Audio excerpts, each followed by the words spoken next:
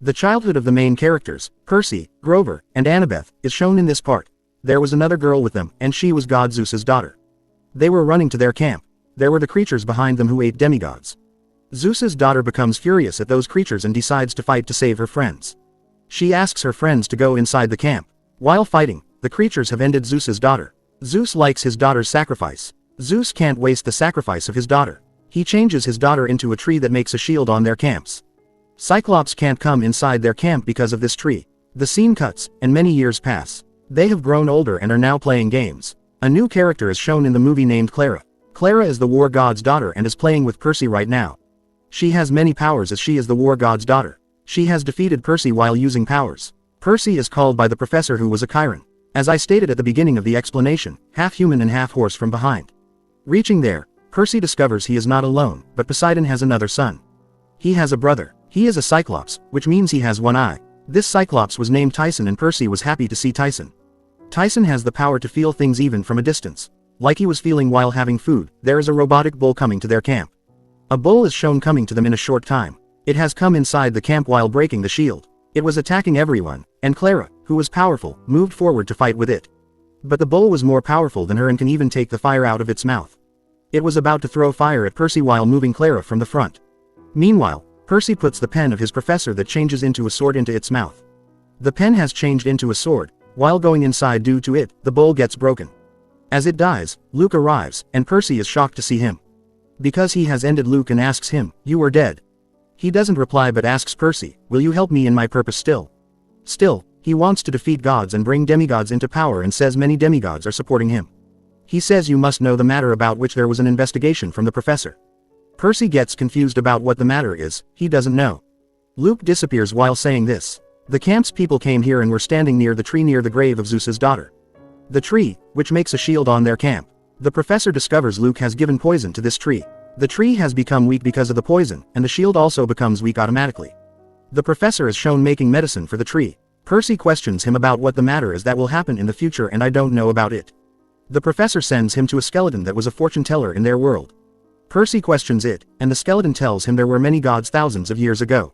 Their leader was Kronos and was a cruel god. He was so cruel that he even ate his own kids. Being annoyed by his cruelty, his kids decided to end him. It is discovered his kids are those three powerful gods about whom we are told at the start. It means Zeus, Poseidon, and his brother. He is the underworld's god, and they have ended him with a special sword. Later, there were only 12 gods who ruled this world. It says the answer to the question you are asking is Kronos will return. He will take revenge on Olympus and the other world. He will ultimately face his demise at the hands of the offspring of the gods residing on Mount Olympus. Before ending Kronos, the demigods have to fight with each other. The winner will defeat Kronos. After defeating Kronos, if that demigod is nice, the world will be fine. But if he is an evil demigod, he will destroy this world.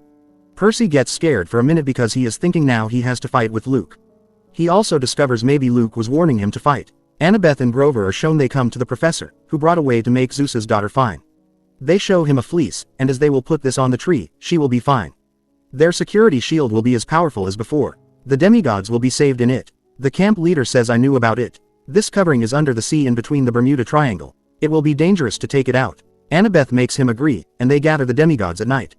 They don't take Annabeth's name but present her research with their name, that they have found a way to make the shield stronger. They need a covering for this. We have to bring it from the Bermuda Triangle. They were told that a Cyclops protects that covering. We must retrieve that covering from the Cyclops. It is told the Cyclops eat the creatures who are the protectors of demigods like Grover. They choose Clara to fight with the Cyclops. They also choose a man like Grover, whom Cyclops will eat, to go with them as a trap. Annabeth becomes depressed hearing Clara, but Grover was happy that he is saved, because the Cyclops can eat him in the worst condition. Claire and the other man were sent to bring the covering from their tribe. Percy and Annabeth are shown making Grover agree to go with them. They were telling him it is important to bring that covering. Grover agrees, and they move forward. Tyson, Percy's brother, was also with them. Annabeth wasn't ready to take him with them because he was a Cyclops. He ended her friend, but she thinks it's because Tyson is a Cyclops. The person from whom we have to take the covering is also a Cyclops, so Tyson will be useful. She agrees and gives him 2 eyes while sprinkling her magical spray for a short time. They call a taxi to come out of their camp. This was a taxi for the magical world, and 3 sisters drove it. They were happy but got scared when they discovered the sisters had no eyes. They have just 1 eye that a sister wears at a time to see. They get scared, and while doing something, the eye falls on Percy's hand.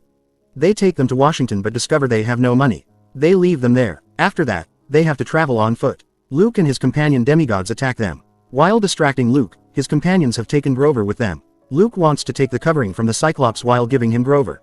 Here, they were feeling helpless. They go to a man who sends the things of demigods in God's world in return for money.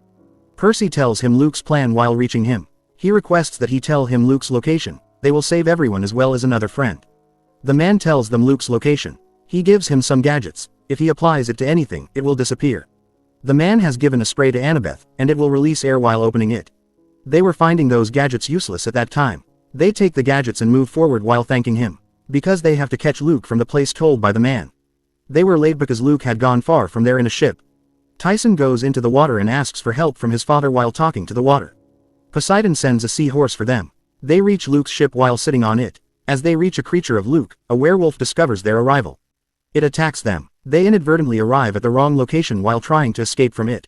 There was Luke in front, and Percy asked about Grover from Luke. Luke says he is at the place where he should be. Luke has given him to the Cyclops. He says now my companion will be bringing the covering in return for Grover from the Cyclops. Luke shows them a coffin in which there were the pieces of Kronos, the biggest god. Luke will revive him in return for the covering. After telling this, Luke orders his companions to lock them in jail. They were just thinking, how will they come out from here? Percy reminds the gadget that was given by the man. He was thinking it was useless and was feeling everything would disappear from this tape. He thinks if he puts the tape in this jail, the rods will also disappear. He notices their bag is outside the jail but in front of their eyes. The problem is how they will bring that bag near them. Percy gets an idea. He brings a storm into the sea while using his powers. The ship starts shaking because of it, and as it falls near Percy, Annabeth holds it quickly. They move out from there while putting tape on the door. Their plan was to reach their destiny with the help of the small boat.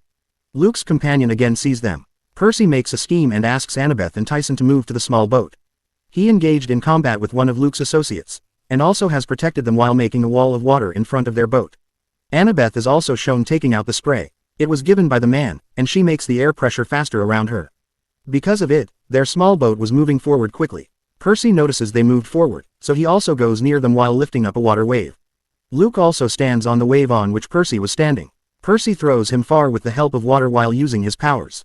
He reaches the small boat. Moving forward, they were inside the Bermuda Triangle. They were surrounded by sharks on a gate. They realized after some time that these aren't sharks but a huge monster. The Bermuda Triangle is the belly of the monster. Clara is also shown inside, who comes here to take that covering before them. She was also stuck in the Bermuda Triangle with her ship. Percy discovers her ship is a warship. He says we will burst the belly of this creature while using this ship's functions and will move out. They do the same and attack the creature with a cannon present in the ship. They come out while bursting its belly, and Percy noticed something written on the sea with his powers. He has discovered the island where the covering was. They reach the island. They realize it was a joyland, and it has been ruined. They move inside a cave while sitting on a train. They see Grover, whom Luke sent there. Grover was clever and made his get-up like Cyclops to escape. He has placed a third eye on his head from which the Cyclops thinks he is also a Cyclops. That's why the huge Cyclops didn't eat him but assigned him the job of a chef. They find the covering on the shoulder of the huge Cyclops. As they try to get the covering, it discovers there are demigods. It attacks everyone, and Tyson falls down in this attack. They were trying to move out while taking the covering from its shoulder. The Cyclops were chasing them. They hurriedly came out of the cave. They shut the cave with a huge stone. They were happy because they had got the covering. They have locked the Cyclops. They were unlucky because Luke arrived to take the covering from them. He asks for the covering from them, but Percy refuses. He attacks Percy with his gun on it. Before his weapon attacks, Percy Tyson comes in front of him to save his brother. He has sacrificed to save his brother. Tyson fell into the water because of the wind. Everyone feels like he is dead. Luke is shown reaching Kronos' coffin while taking the covering. He places the covering at Kronos' coffin. Due to it, there were some magical waves. Like Kronos is reviving. Luke is shown, and he has taken everyone hostage. Percy clicks his pen cleverly. He releases Grover's hand while opening its sword. Like this, they release each other. They move forward to fight with Luke and his companions. As Luke was about to end Percy, Tyson entered. We saw him dead in the previous scene. It didn't happen because he fell into the water after shooting an arrow.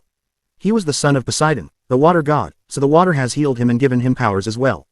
Percy also becomes happy to see his brother. They were meeting, and the huge god Kronos was reviving. His body parts were meeting while flying in the air. They meet in a few seconds, and a huge god was made. As he revives, Luke says, I have revived you. But it doesn't matter to Kronos, so he eats Luke. The others also got scared seeing this, and moving forward, he was attacking everyone. He was about to crush everyone with his huge foot. Percy, on the other hand, cleverly moves under his foot. On the other hand, Kronos has eaten Grover. Percy opens his sword and attacks his foot, and his foot cuts and foot parts are moving back to the coffin. The coffin from which it moved out. Percy understands he doesn't have any ordinary sword, but his father Poseidon also has ended Kronos with it. Kronos is also shown scared of seeing the sword in his hand. He was attacking Percy. Percy doesn't accept his defeat and cuts his hand and sometimes his body parts. Percy courageously jumps and divides Kronos' body into 2 parts. Now Kronos has ended completely. He was again imprisoned in his coffin while changing into the light. As he was locked, Grover and Luke, who were eaten by him, fell down.